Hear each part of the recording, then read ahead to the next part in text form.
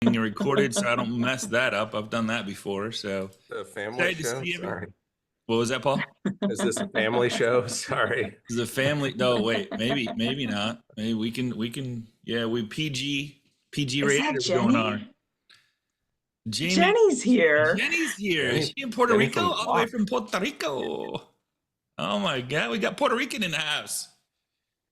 All There's some right. awesome people here. Eddie Skinner's in the room. Devin's here. A bunch of OGs. Yes. Yeah.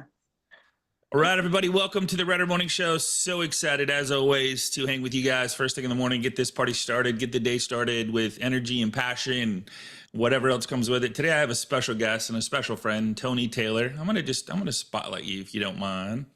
As soon as I find you in all right, so Tony, man, we had a great call the other day, and I was like, you did not tell your agents that. So that's what I mean. Wherever you want to go with this is cool with me. But you've made some instrumental movements and conversations with your agents. Tell us a little bit about yourself, and let's do this. Yeah. So 30, this is I'm down in South Florida I know a lot of people on the call, but for those of you that I don't know, I'm in South Florida, Palm Beach Gardens area. I've been in the business in my 36th year. I entered the business 35, sorry, 1990. So done kind of everything in this industry. Started as a customer service rep at the front desk and worked my way up and through and ran wholesale companies. And I've been brokering now for since 2013 or 2014, and have had my own business 100% by myself since 2018. So partners before, et cetera. But yeah, so I've been kicking it around for a while, and I've seen a few seasons in the 35 years that we've been doing this jam. So at 5 years old, like you just start at 5 and then you just Yeah, work from pretty there, huh? much. Kinda started like that. Yeah, that's exactly. I love you. So yeah, exactly. Now I moved from Michigan when I was 19 years old to Naples, Florida, actually, and then I got transferred to the East Coast in 1992, and I've been on the East Coast since. But yeah, I started when I was 19 years old. It's kind of a crazy story how I got started. I actually had somebody take some money from me, and I went to a loan company, and they gave me the loan and gave me a job, and it was a really lousy job. It paid terrible, but I guess it worked out, So, but yeah, I laugh. Back then they were paying me $11,900 a year, Oh my and I God. was literally knocking on doors in some, let's just say, some shady neighborhoods to collect money. Aside from, we were writing consumer loans and mortgages and HELOCs and things like that. So you learn a lot about who you should and shouldn't make a loan to when you're the one that's actually got to go collect the money. This is the first I've heard Underwriting of this. 101.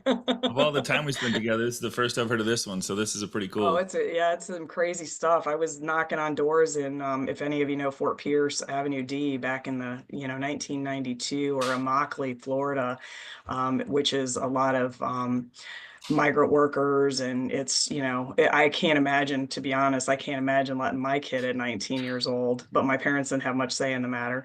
So it was an interesting time. It was an interesting learning. And, it's kind of cool. My second boss back then actually has been working for me here since 2015, 2014, 2015. So Wow. it's, never burn a bridge. Ooh, Never I burn a think that's bridge, what I because heard. you never Actually know how heard. that's Not that coming he back works with around. me. Yeah, yeah. Did he burn the bridge So though? Did he? That's the question. Did he burn the bridge, or just it was just a friendly breakup? no, it was, we're kids, right? Like, we were Yeah. just kids, and we just moved on in our careers. I got transferred to a different location, and, life marched on for all of us. And I jumped into wholesale mortgages in 1997 and did wholesale and ran a wholesale company until 2008, a small boutique company. And then Wow. the meltdown happened, of course, and we all know how that story goes. And so here we are, a Yeah. couple minutes later. So let's get into it. So you come right out of the gates. Like first time we get out, you're like, here's what I did. I'm like, no, you did not. I'm like, yeah, I did. These are the conversations I had. So you had some conversations with your agents. Let's back up a little bit. Tell us the whole story of why you even thought about having this conversation in the first place. Yeah, so this is so common, right? I talk to people all the time, and they share the same sentiment that I was really pissed off. I was really felt like my agents didn't have any value for me and didn't respect me. And I've, you know, really, I've got a great reputation in the business. We do a good job. My team works our butt off and we're very proactive. We communicate all the things we're taught to do, right? Like all the things we're taught. If I do all these things, I close on time, I'm ahead of schedule, I do all the communication, I'm keeping everybody up to speed, that should automatically translate into more business, right? That's what we're taught. But that's not what happens. And I know that I'm not the only one that feels this or has experienced this. And I was, you know, doing all the things that I was doing aside from being this amazing resource for my agents. And I wasn't getting the business. And I was really, and look, the last few years were tough, but the truth is, no matter what, with that kind of history and that kind of reputation and performance, I'm thinking, you know, I'm sitting here thinking, shouldn't my phone be ringing? Like the something's wrong, right? Like I did. And I really got to the point where I will tell you, I was disenchanted. I was feeling like maybe this isn't for me anymore. And I kind of got pissed off, right? Like I was like, I'm not doing this anymore. It's time to turn the page. And one of two things is going to happen. Either I'm going to take them back and I'm going to get my life back, or these people are going to actually start to do business with me.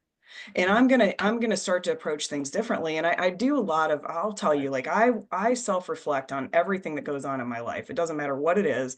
I look at myself and go, what can I do different? How can I be better? What's my role in this? And I spent some time kind of peeling this back. And you know, the observation was I was operating in a space of assumption. And meaning that if I did all these things for you, that I assumed you understood the arrangement, right? And I had to come to this realization that that's not fair because I was putting my agents into a contract that they never necessarily agreed to. You know, it was my contract of what I expected from them, but they never said, yeah, we're in. And so I started to go back through. I started with people that I was providing tools to, like Homebot and MoveTube. And I started to contact the agents that were participating in that. And I basically said, you know, hey, look, you know, I love you. I love working with you. I have teed these services and programs up in the goodness of my heart with you know, an abundance mindset. And I've been very generous and I haven't had a massive ask in the past, but we need to talk because I'm running a business and I'm making some business decisions and I've got to figure out who my partners are and who they're not.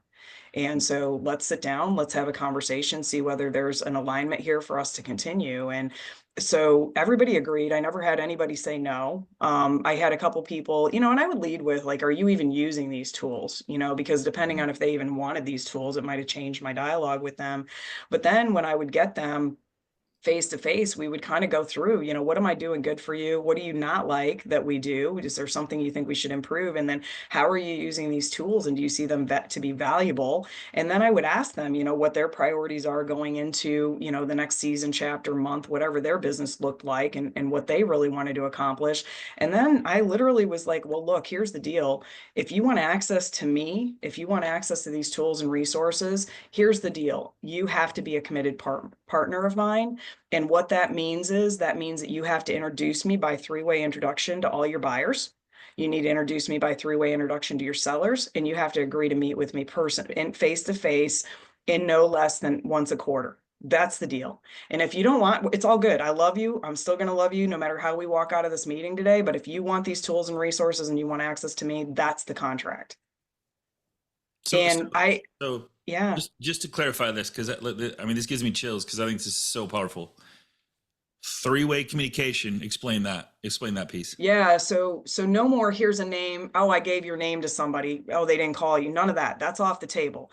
If you're making an introduction, and by the way, if I refer you somebody, I'm doing the same thing. And we've turned that into our practice, whether I'm sending them to their insurance agent, a CPA, a financial planner, a roofer, it does not matter. If I'm introducing somebody to you, I'm gonna ask everybody to get on the three-way call. Now, it doesn't happen 100%. Sometimes it just is difficult to navigate that, but it's happening probably 80%, 75 to 80%.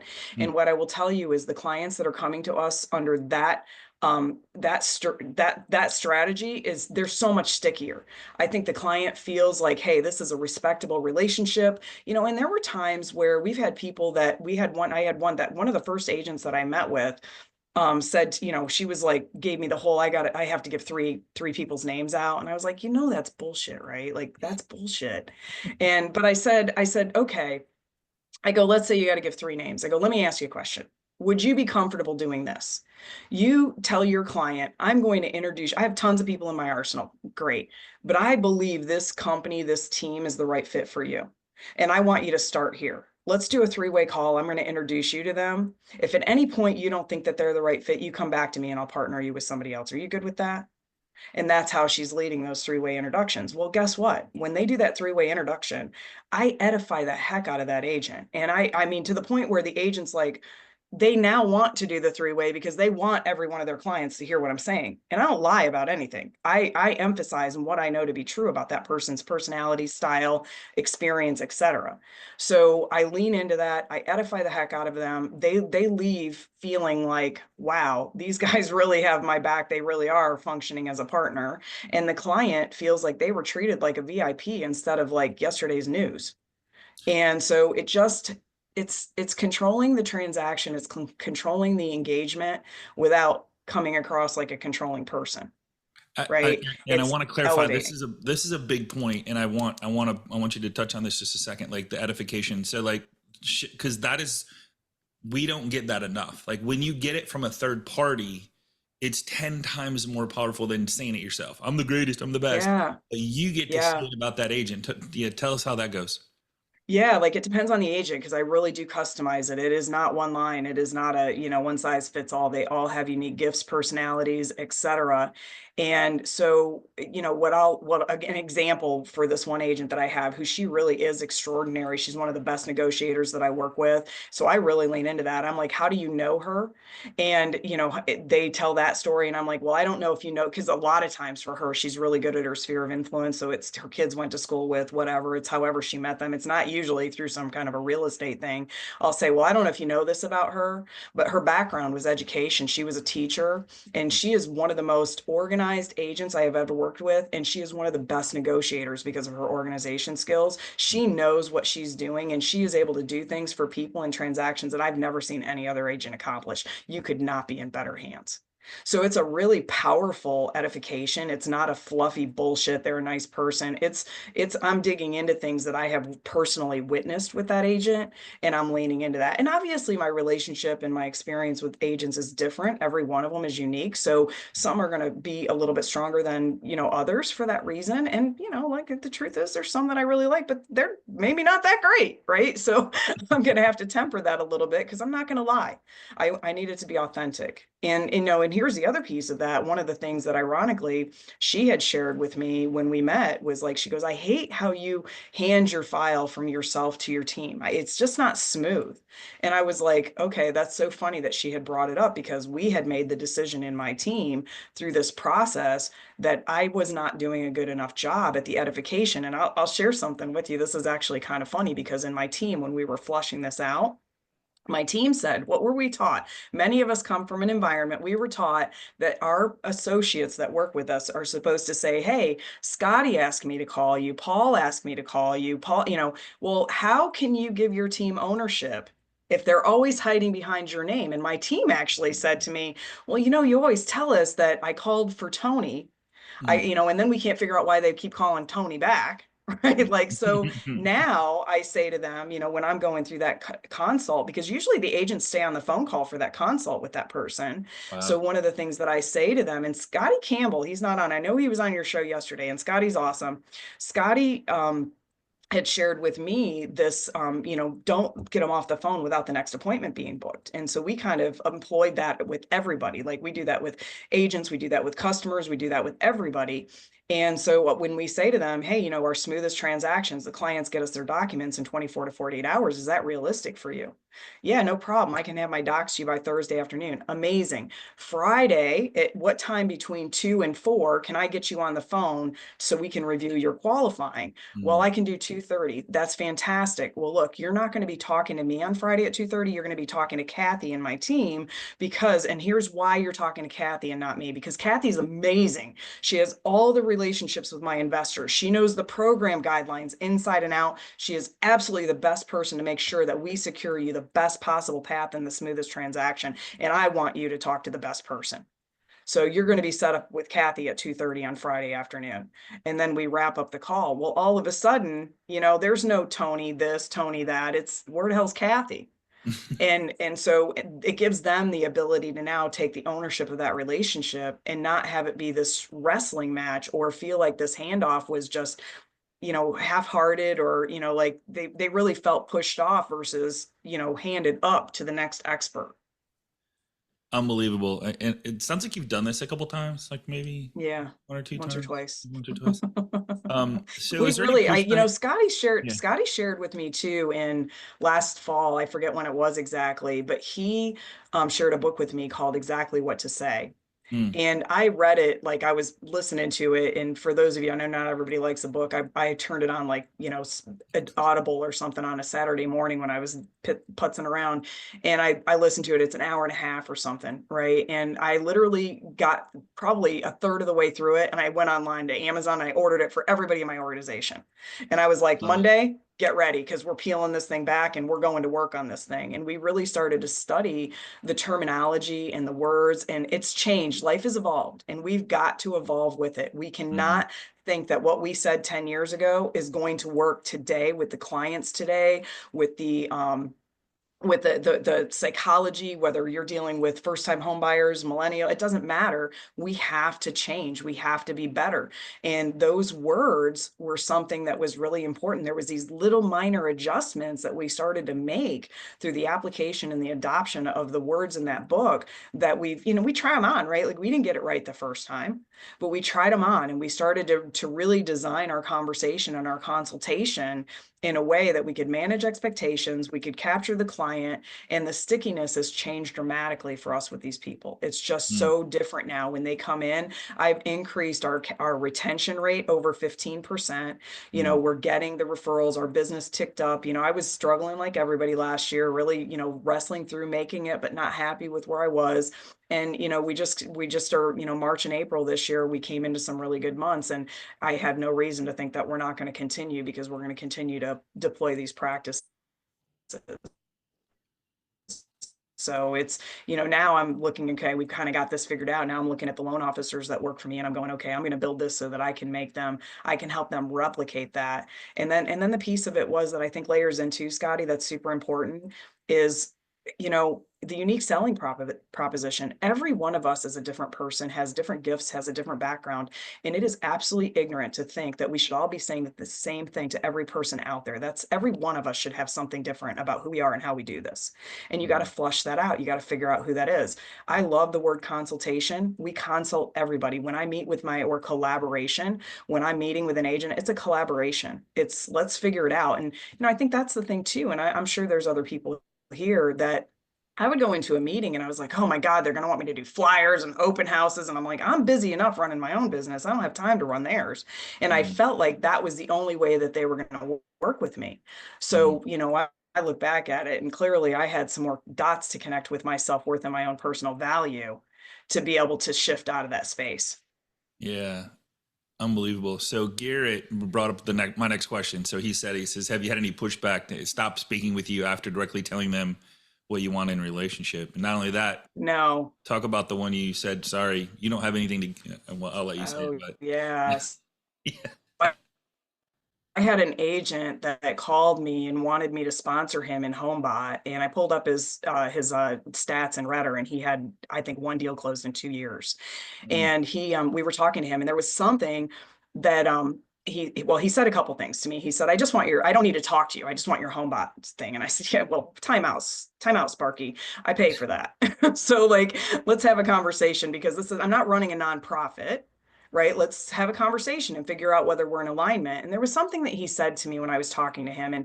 And I'm a junkie on learning. I'm reading a book. I'm always doing something, trying to figure things out, how I can be better, how I can do something better, more efficiently, effectively, whatever.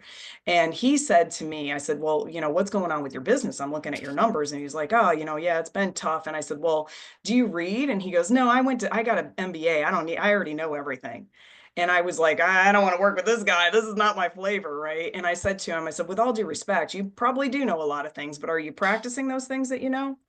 mm, And so we kind of went through this conversation. And at the end of the conversation, he said to me, well, I absolutely would like to make you my partner. And I said, well, we have a problem, because I have two requirements in order for that to happen. one is you have to have the willingness, which it seems you have, and that's great. And I really appreciate that. But the other one is you have to have the ability to refer me business. And you're not doing any business. So Mm. with the current state of things, unfortunately, I'm just not going to be able to sponsor you in this program.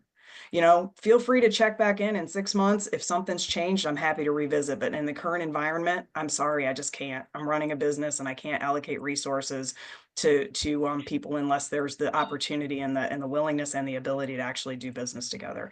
And he thanked me and promised me if he ever had a deal, he would refer it to me. He was very grateful for the time I gave him that day.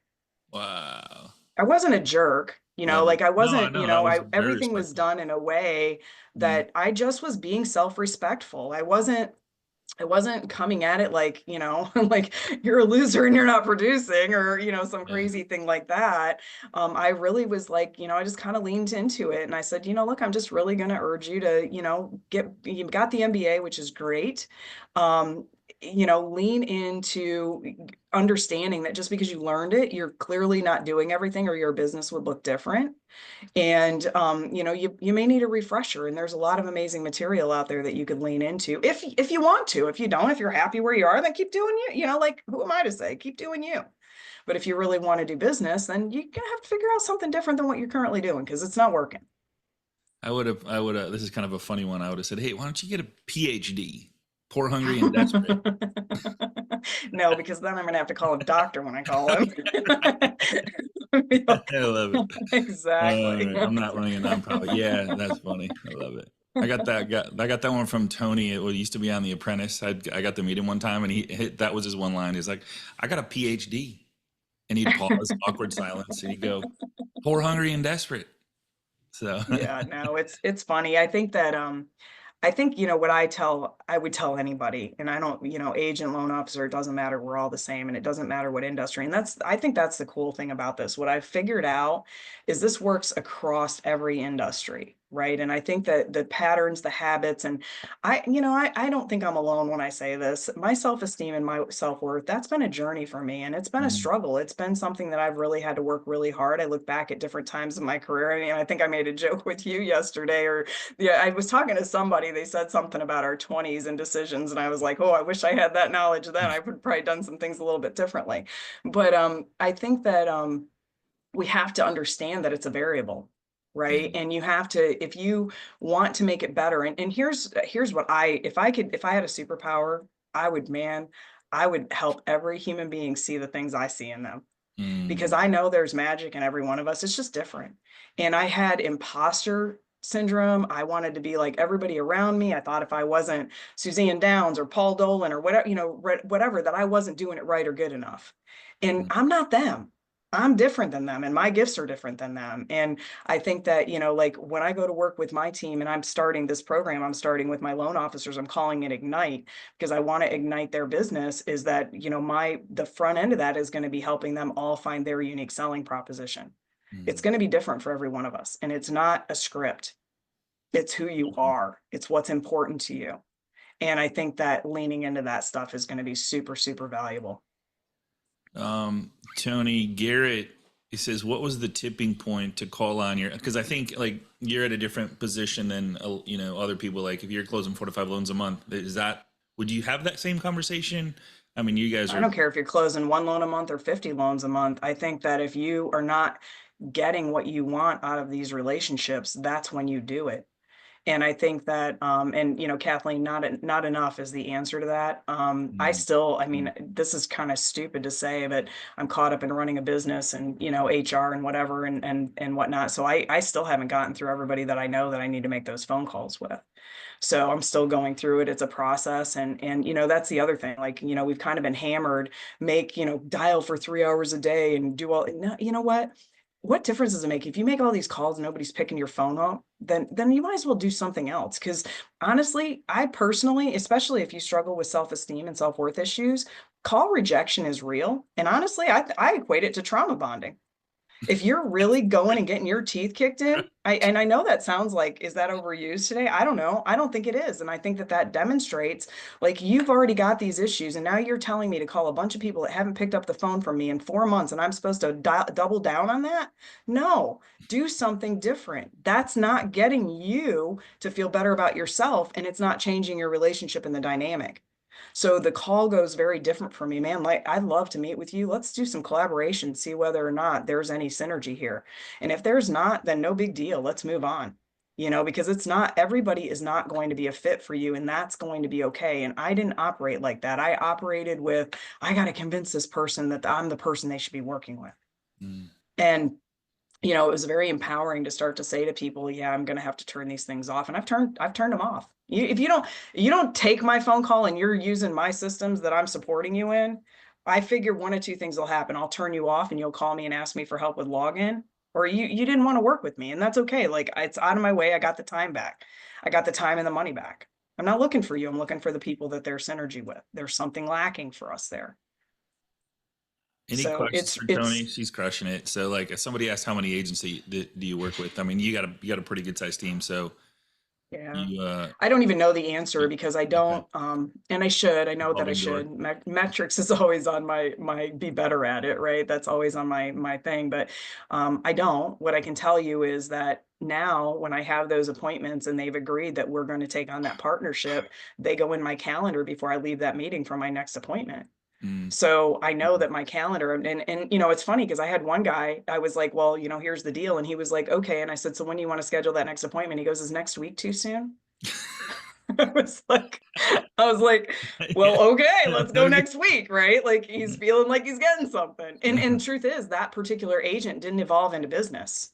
And he wanted to meet with me every week. And I finally said to him, this is not a fit. I cannot spend an hour and a half with you every week. You've not referred me anybody. There's nothing happening here. I said, I have to, unfortunately, I'm going to have to go ahead and reallocate my time. I just can't What did I say no imagine. to? I didn't say no to anything. It's not like he was giving me any business. I Right. got my time back. And even if I don't fill it with something else, I can fill it with something I love, right? Like, I can spend time with my family or my friends or hang out with you guys, right? So you're not saying no to something that didn't exist. Powerful. It's not like I Yeah. called up somebody that closed 20 deals with me last year and said, hey, I'm calling it today. I didn't do that, right? I'm not going to do that. But I definitely, and we had an agent that I had a deal last summer that just didn't go ideal on. And I had been working to get them back in the calendar. And I went and met with, we finally actually sat down and had dinner recently, and we reinvigorated that relationship.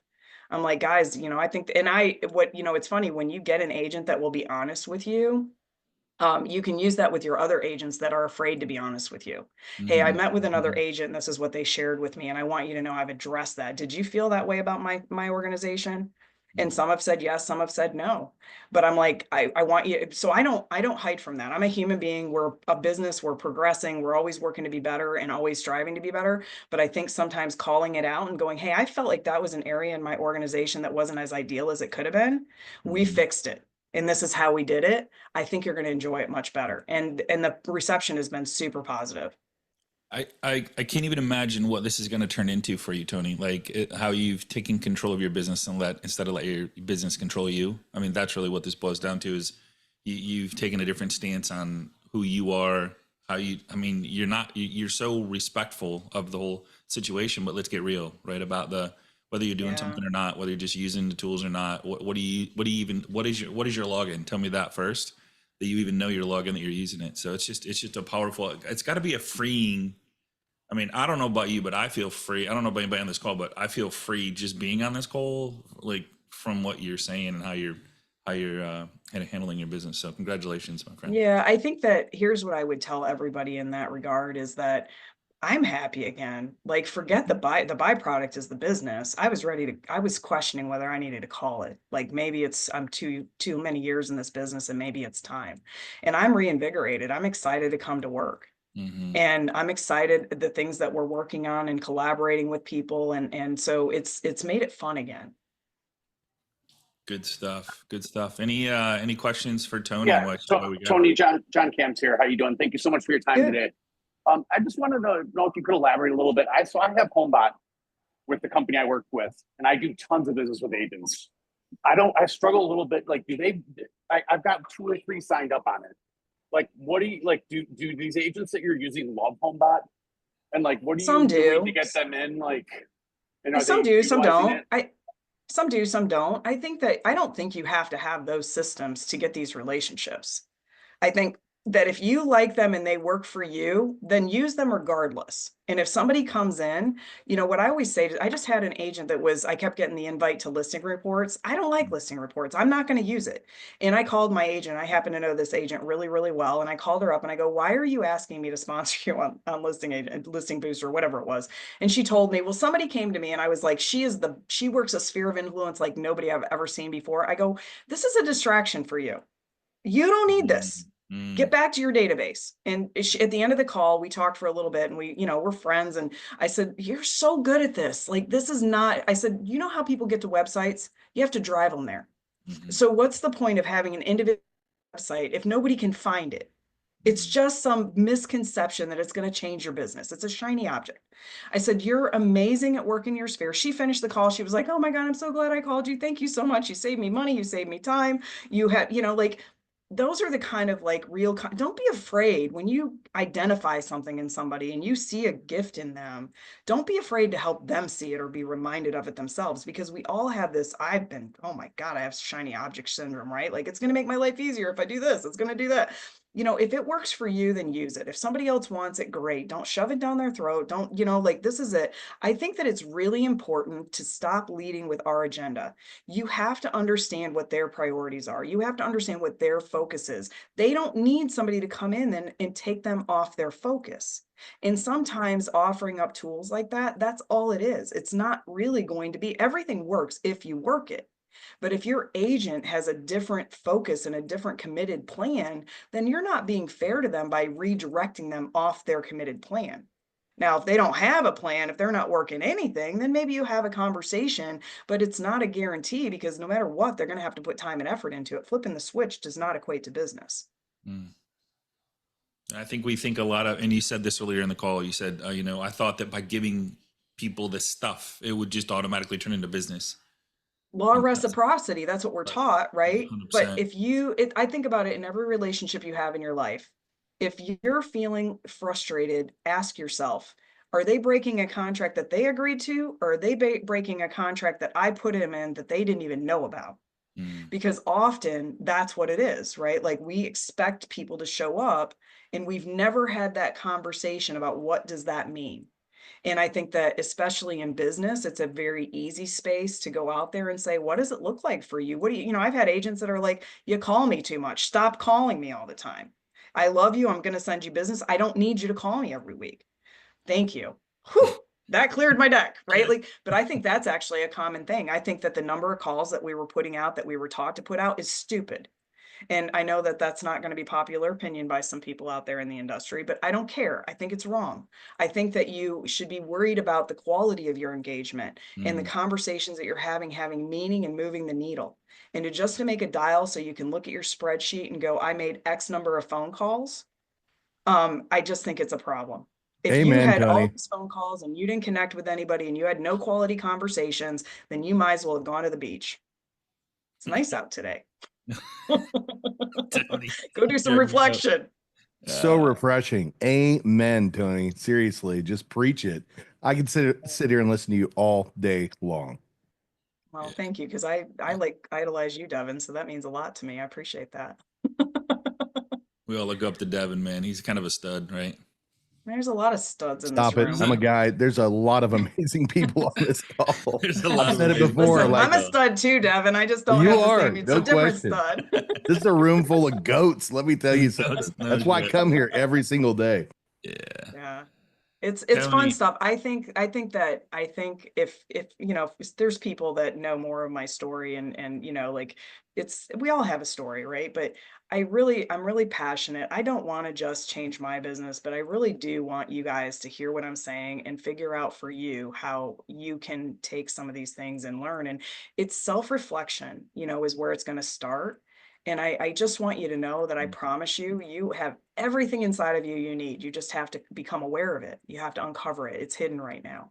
So through the self-discovery and the inner reflection and the, you know, and it's layers, right? Like I've been studying and, you know, I've done a lot of coaching, I've done a lot of counseling, I've read a bazillion books, I've been to a lot of seminars, and it's a layered process, but it doesn't matter where you're at, just start.